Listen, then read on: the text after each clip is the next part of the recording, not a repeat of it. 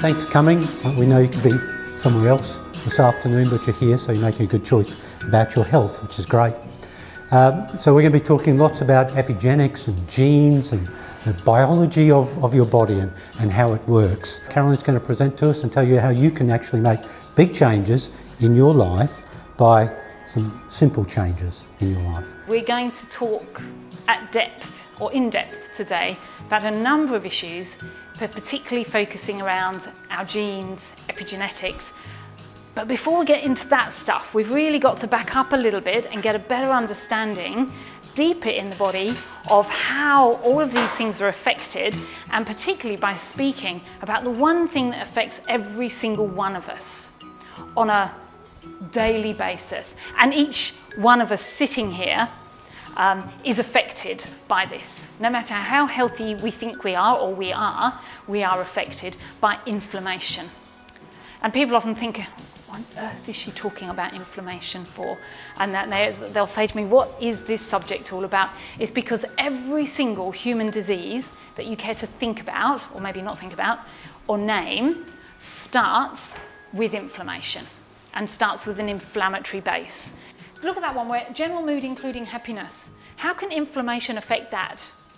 But just think about it for a moment. What if that inflammation is happening in your brain?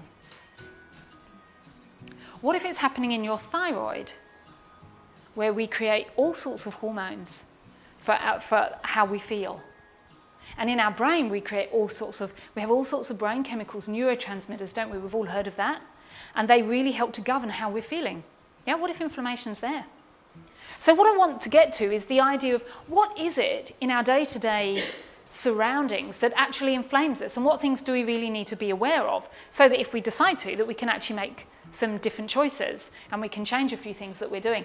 So really, it could be just a little bit vague, because pretty much anything will inflame us.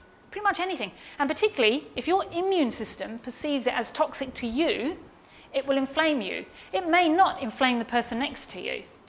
It possibly will, but it might not.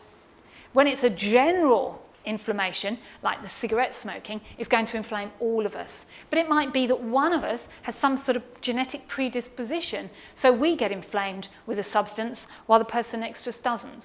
So there are differences, but generally anything can inflame us. Yeah? And I've got a list there for you. But it's a consistent exposure to something that ends up creating a problem. That's the message I want to get across. But you know what else? There are foods that go on. It's not just that they're inflaming your body, they also turn on your genes.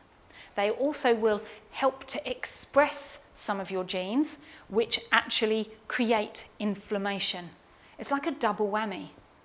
So you've got foods that inflame your body, but some of these same foods will also go deeper and actually switch on a gene that creates inflammation. And now it's running. Yeah? So if we want our genes to be different to the genetic that's happening in our family, we have to do something differently. And it can be as simple as changing our diet. It can be that simple.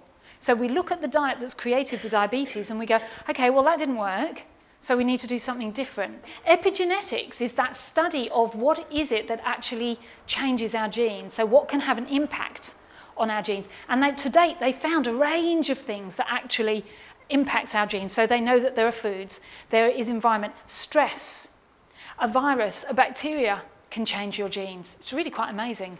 Yeah? And can turn your genes onto some nasty things, as well as the reverse. We can also turn off our genes. So we talked earlier about foods that they know from epigenetics. So for example, wheat can turn on the gene that expresses inflammation. So if you take wheat out of your diet, over time that gene turns back off.